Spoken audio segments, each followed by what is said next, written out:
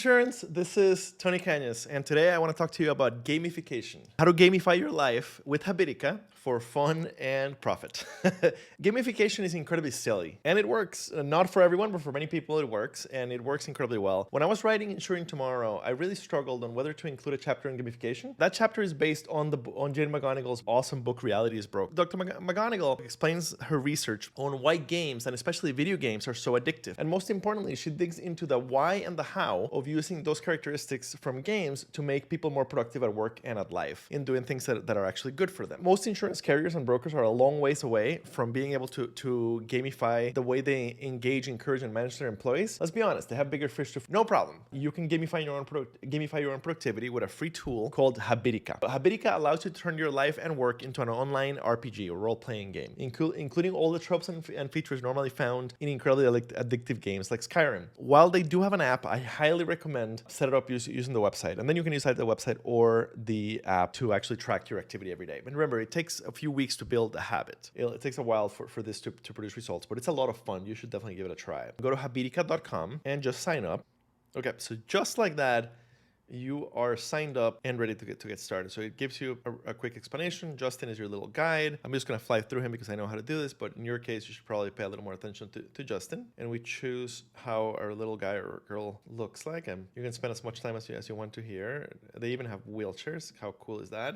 How inclusive. And you can tell it what kind of things you're going to be focused on so that it gives you some example activities that you should add. I'm going to skip that for now, but it might be helpful for you. I'm going to delete the tasks that he created. The way I normally look at it, I have all 4 columns next to each other, but in this case, in order to have my beautiful mug and the screen, we only have 2. But basically, the way it works, once you've signed up, first thing I want you to do is you go to the dailies section. And in the dailies section, you add the things that you should do every day. A quick word of caution, do not overdo the daily section, because on any given day that you don't get around to getting all your dailies done, you will lose health in the game. Don't be overly ambitious on this one, because you'll find yourself in the situation where every day your character's about to die. My dailies are clean up all follow-ups, which is to remind me to handle anything that I've set for myself for my day job. Sleep 7 hours. I have one that says check end dates, which is to remind me to check if I have any temps that are finishing soon and whether I need to deal with that. The check end dates is only a weekday thing. Today's a Saturday, so it happens to be grayed out. Same thing with cleanup or follow-up. On the other hand, I also have file my expenses. This is something that I normally try to do on Saturdays. So I set it up to only repeat on Saturdays. Dailies are things that you want to make sure you get done every day. So basically what happens is when you do it, so I wake up this morning, I did sleep my 7 hours, so I'll mark that off. Get some gold, get some experience. My character's growing little by little. Today is a Saturday, so file my expenses is up. Let's say that I did file my expenses. I click it.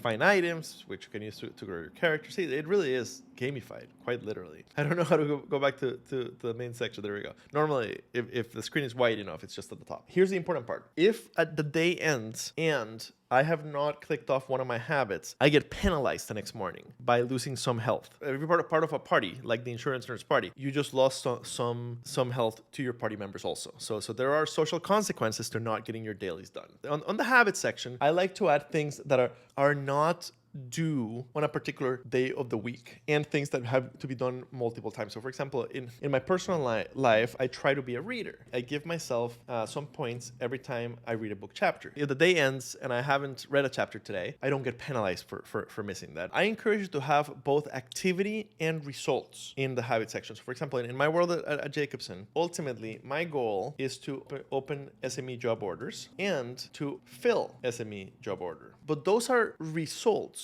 And I also have temps. So open temp job order and fill a temp. Those are the results of my activity. I don't have full control over when something, right? It's making a sale. I don't have full control when that happens. What I do have control over is activity. And also, they're different sizes. They have different importance. So SMEs are a lot harder and a lot more important. So I put them as hard so that I get more points when that happens. I get more of a reward. Temp jobs are easier, so I get those easier. And ultimately, what drives results is activity, right? And that's what I do have control over. So I also put my activity here. So basically, every time I leave a voicemail for a prospect, or every time I get a prospect to answer live and I have a live conversation with a prospect, every time I get a conference call with a prospect, things that are not directly related to my job, but I do love doing. So for example, a chat with Tony conversation is very rewarding, and I think in the long term they pay off. You can also penalize yourself. You see the negative sign? You can also penalize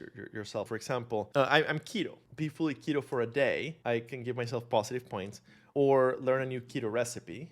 On the other hand, anytime I have a cheat day from keto, then that should probably be a negative points, because it is damaging me.